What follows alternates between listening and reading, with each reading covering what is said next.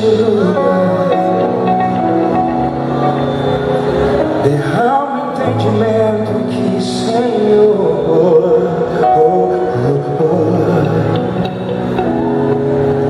abra os nossos corações para ouvir a tua palavra, Senhor.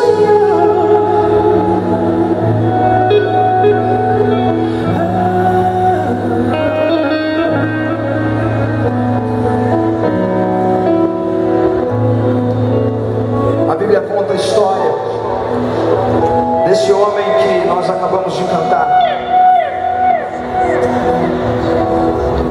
Ele era um homem que havia recebido um dom de Deus.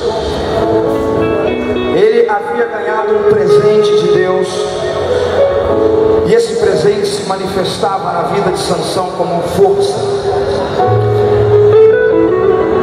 Ele tinha muita força.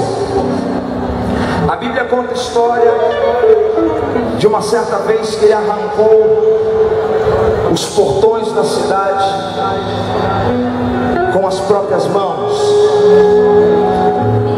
A Bíblia conta a história que esse homem, com uma queixada de jumento,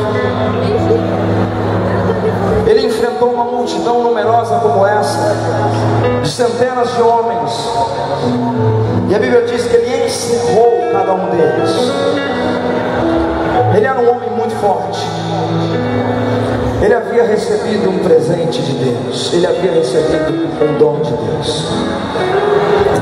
Mas até esse homem dotado de tanta força tinha lugares secretos em sua vida em que ele não tinha força, lugares que as pessoas não enxergavam, porque não era público.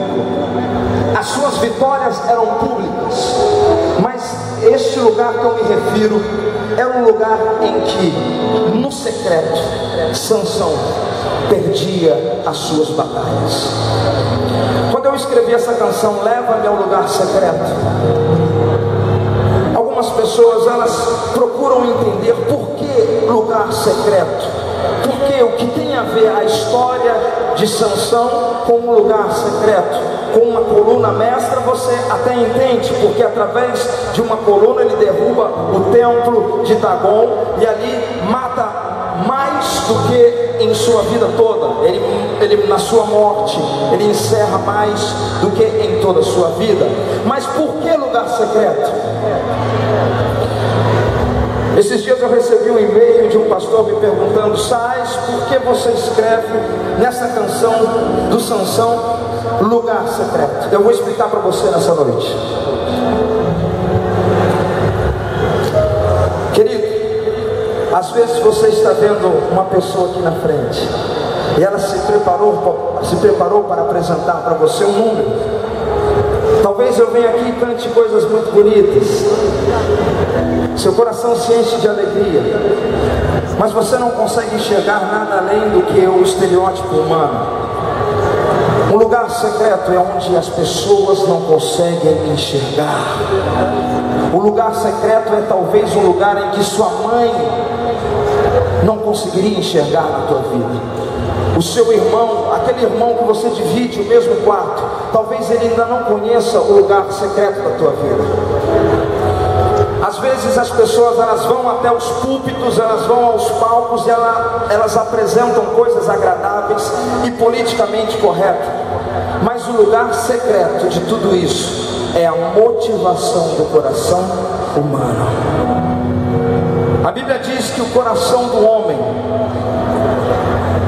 ele é enganoso, é perverso e é mau. E o texto segue dizendo assim: quem o conhecerá?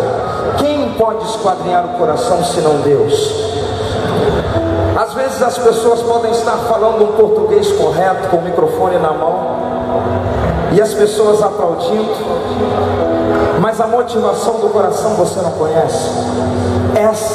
Esse é um lugar secreto. Às vezes as pessoas podem estar fazendo algo positivo, mas com a motivação errada. Às vezes eu posso estar tentando fazer a obra de Deus apenas para receber aplausos, mas você não sabe, apenas Deus conhece. Às vezes nós estamos montando um grupo com vozes elaboradas, mas será que é para honrar a Deus? Será que isso é para refletir a glória de Deus? Ou apenas para alimentar uma estrutura de orgulho pessoal? Apenas Deus conhece. Mas eu vou dizer uma coisa para você: quando você se coloca na luz da palavra do Senhor, esses lugares que estão nas sombras, eles recebem o feixe de luz, um facho de luz. E esses lugares que antes eram secretos, agora não mais são. E agora esses lugares que eram secretos, eles se transformam em locais públicos, e onde Deus começa a operar. Mas é preciso que você tenha humildade de reconhecer as suas reais intenções. A real intenção de você se vestir, a real intenção de você estudar, a real intenção de você tentar cantar, a real intenção de você tocar e treinar um instrumento. Qual a real intenção de você criar um grupo na tua igreja? Qual a real intenção de você separar ali algumas pessoas e montar um grupo de estudos? Qual a real intenção disso? Se for alimentar o nosso próprio ego, não vai dar em nada.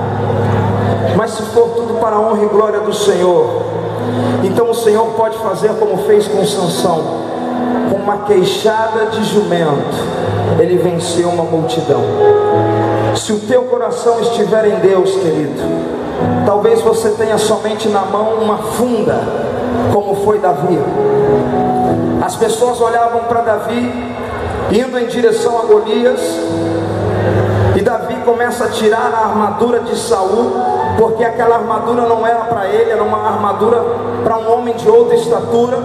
E as pessoas olham para ele e falam: nossa, ele está tirando a armadura, ele está deixando a espada de lado, ele vai apenas com uma funda enfrentar um gigante. É assim que Deus faz, querido. É assim que Deus faz quando você se coloca na mão dele.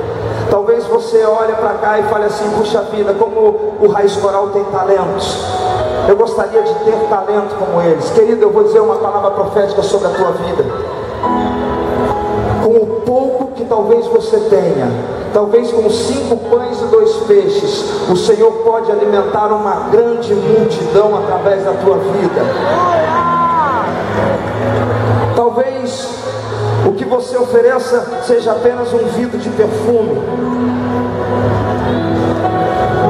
Talvez seja a única coisa que você tenha. Talvez como Gideão você vai com poucos para a guerra. Talvez seja a única coisa que você tenha. Talvez como Moisés você tenha somente um pedaço de madeira na mão, e Deus te dá uma missão grandiosa, e você tem que abrir o mar com apenas um cajado. E os homens olham para você e falam assim: puxa vida, esse camarada está ficando louco. Com um pedaço de pau ele fala que vai abrir o mar. Mas se Deus estiver contigo, embora você seja um só, com Deus você é maioria sempre. Pode olhar para você, você tem só uma funda com 5 pedrinhas. Se você estiver com Deus, você e Deus, embora o exército oponente seja muito numeroso, você é maioria. Entrega o teu caminho ao Senhor, confia nele, e o mais ele fará.